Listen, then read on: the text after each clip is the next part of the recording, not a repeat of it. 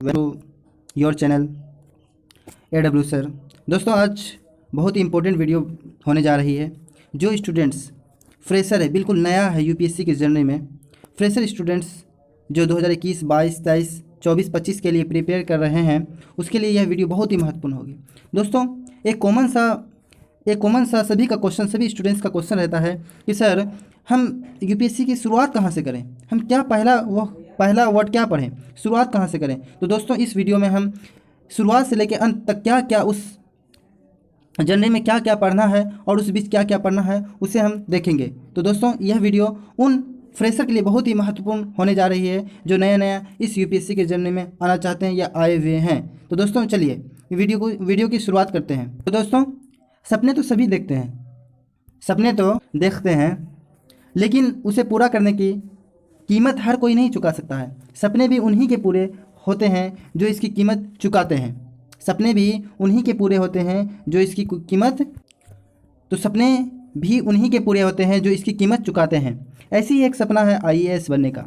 दोस्तों, आईएएस बनने के लिए संघ लोक सेवा आयोग सिविल सेवा परीक्षा का आयोजन कराता है। यूपीएससी हमारे देश की सबसे कठिन व प्रतिष्ठित परीक्षा में से एक परीक्षा है। दोस्तों, हर साल लाखों युवा महज कुछ सीटों के लिए इस एग्ज़ाम की तैयारी करते हैं। तो दोस्तों, आपको इतनी पंक्ति ज्ञात करके आपको यह बताने का प्रयास है मेरा कि दोस्तों, ये एग्ज़ाम कठिनतम एग्ज़ाम में से एक एग्ज़ाम है। तो दोस्तों, इस जर्नी में अगर आप आना चाहते हैं तो सबसे पहले आपको यह पता होना चाहिए, अगर आप भी आईएएस बनने का सपना देखते हैं तो ऐसे कर सकते हैं। इसकी तैयारी कैसे कर सकते हैं दोस्तों? तो इसके लिए कुछ रणनीतिक होती है। जैसे सबसे पहले नंबर पर हमने रखा है इसके रणनीतिक और अध्ययन सामग्री। रिसोर्सेज क्या होनी चाहिए? समसामयिक घटना, समसामयिक मतलब करेंट मुद्दा, करेंट इश्यूज जो आजकल करेंट इश्यूज में चल रहे हैं। तीसरे नंबर पर आता है विषयों का चयन करते समय रखें इन बातों का ध्यान। किन किन बातों का ध्यान रखना है वो आपको आगे आने वाली स्लाइड में जरूर बताया जाएगा। पढ़ाई के लिए ज़रूरी है एकाग्रता, कॉन्सेंट्रेट करना होगा। दोस्तों, कैसे करें उसके लिए भी हमने एक स्लाइड बना रखी है। तो दोस्तों, इसके अलावा 5 नंबर, 6 नंबर, 7 नंबर और कॉन्सेप्ट है जो आगे आपको देखने को मिलेंगे। तो दोस्तों, इस तरह से इस परीक्षा की तैयारी की शुरुआत कहाँ से करें? सबसे कॉमन क्वेश्चन जो होता है, इस परीक्षा की तैयारी की शुरुआत सर कहाँ से करें? तो दोस्तों, हम बता देना चाहते हैं कि एनसीईआरटी की पुस्तक आती है, उसका अध्ययन करें। और कहाँ से करें? तो 6 to 12th class, geography, history, economics, political science, अन्य सभी सोसाइटी के लिए भी आती है किताब। उसको एनसीईआरटी की 6 to 12th लें और उसका अध्ययन सबसे पहले आप करें। उसके बाद आप स्टैंडर्ड बुक में जाएं, फिर उसका भी अध्ययन करें। दोस्तों, इसके अलावा सिविल सेवा परीक्षा का पूरा सिलेबस और नंबर 1 पे तो सिलेबस को रखें, फिर उसके बाद एनसीईआरटी की बुक को रखें और दोनों को कंपेयर करें और उसके बाद पढ़ाई करें। उससे अपने साथ सिलेबस को रखें और उसके अनुसार ही तैयारी करें। दोस्तों, पहला नंबर 1 जो आएगा रणनीतिक और अध्ययन सामग्री। जैसे हमने स्लाइड में रखा कि सबसे पहले रणनीतिक और अध्ययन सामग्री। तो रणनीतिक और अध्ययन सामग्री में क्या होना चाहिए?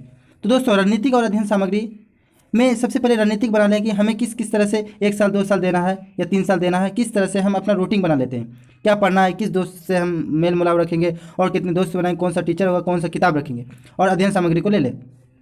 समसामयिक मुद्दों की कैसे करें तैयारी? तो समसामयिक विषयों की तैयारी करने के लिए आप नियमित रूप से रोजाना समाचार पत्रों का अध्ययन करें। जैसे द हिंदू हुआ, इंडियन एक्सप्रेस हुआ और इसके अलावा बीबीसी और डीडी न्यूज़ भी हुआ। इसका बुलेटिन आता है, उसको जरूर देखें।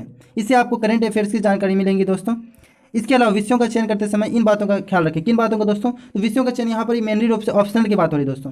तो ऑप्शनल की बात, अगर ऑप्शनल का चयन करना है तो 4 बातों का ख्याल रखना होगा दोस्तों। सबसे पहले कि आपका रुचि है या नहीं उस विषय में, दूसरा कि आपका मेंटरशिप, और तीसरा आपकी जो अध्ययन सामग्री होनी चाहिए, जो सामग्री रिसोर्सेज वो होनी चाहिए, और चौथी जो बात होगी दोस्तों वो होगी उस विषय में कितने स्टूडेंट सेलेक्ट हो रहे हैं हर वर्ष।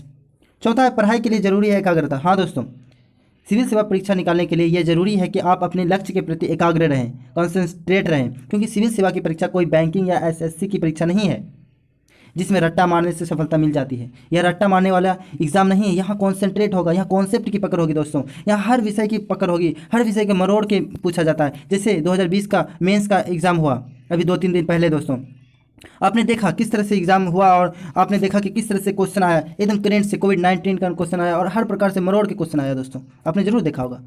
नंबर 5 है कितना पढ़ना है जरूरी। दोस्तों कॉमन क्वेश्चन होता है कि पढ़ना कितना है जरूरी।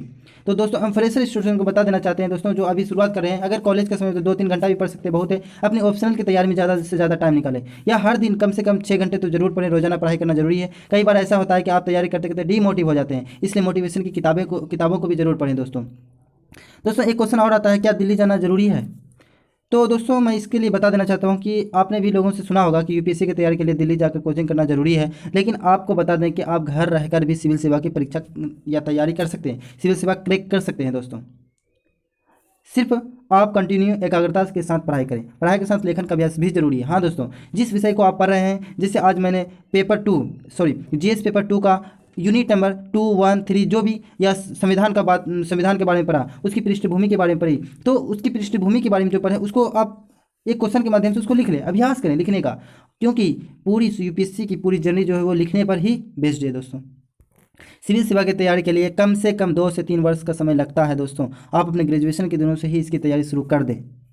आपको 2 से 3 साल सिविल सेवा के लिए देना ही पड़ेगा। इन सालों में हर दिन आपको नियमित अध्ययन करना होगा, नियमित मतलब कंटिन्यू दोस्तों। आपको डीमोटिव आएगा, आपको मन नहीं करेगा पढ़ने का, लेकिन आपको पढ़ना पड़ेगा दोस्तों। इसलिए दोस्तों इसके लिए आप मोटिवेशन किताब रखें, मोटिवेशन लोगों की बातें सुने दोस्तों। तो दोस्तों AW सर बस यहीं तक आपको बताना जो चाहते थे कि फ्रेशर स्टूडेंट कैसे कैसे कहाँ से कहाँ तक चले, तो दोस्तों मैंने बताया। दोस्तों आपको ये वीडियो देखकर बहुत ही मज़ा आया होगा। तो दोस्तों मैं बता देना चाहता हूँ कि मैं NCERT की बुक से और अन्य स्टैंडर्ड बुक से कुछ इंपॉर्टेंट की वर्ड्स लाएंगे और उसका हम थोड़ा सा विश्लेषण करेंगे, जैसे या फिर अपने सिलेबस से एक पॉइंट लाएंगे। जैसे अपने सिलेबस में है कि संविधान कैसे बना, तो उस तरह से कैसे बना 5 मिनट का वीडियो आ जाएगा दोस्तों। या अपने सिलेबस में उपनिवेशवाद क्या है वो आ जाएगा दोस्तों, या विश्व युद्ध क्या था वो आ जाएगा। इस तरह से छोटा छोटा कॉन्सेप्ट को जरूर अपने इस चैनल पर लाऊंगा दोस्तों। तो इस चैनल को आप अपना बना लें। तो दोस्तों हमने आज क्या क्या देखा, तो इसको एक बार और रिवाइजिंग कर लें कि रणनीतिक और अध्ययन सामग्री, समसामयिक मुद्दों को कैसे तैयारी करें, विषयों का चयन करें। और दोस्तों फ्रेशर स्टूडेंट के लिए यही है हमारा कॉन्सेप्ट, और यही है हमारी पकड़, और यही है हमारी जो हमारा वक्तव्य और जो हमारी देन है कि NCERT की किताबों का अध्ययन करें। फ्रेशर स्टूडेंट जो कि नया नया इस यूपीएससी की जर्नी में आना चाहते हैं, जो बोलते हैं कि सर कहाँ से शुरुआत करें, तो NCERT की किताब को खरीदें मार्केट में जाके, और उसके बाद उसका अध्ययन करना शुरू कर दें 6 to 12 की क्लास। दोस्तों जब 6 से आप 10 तक पढ़ेंगे, एक बार 12 तक एक बार पढ़ने के बाद दोबारा जब पढ़ेंगे तो 6 10 तक उसका ओवरलैपिंग होता है 11th और 12th की क्लास की बुक में। तो 11th 12th की ज़्यादा से ज़्यादा पढ़ें, चाहे वो ज्योग्राफी हो या पॉलिटिकल साइंस हो, इसकी तो ज़्यादा से ज़्यादा 11th एंड 12th की बुक को पढ़ें। तो दोस्तों बस यही था रणनीतिक और अध्ययन सामग्री, और आपको सब बता ही दिया। तो दोस्तों बस इजाज़त दीजिए। जय हिंद।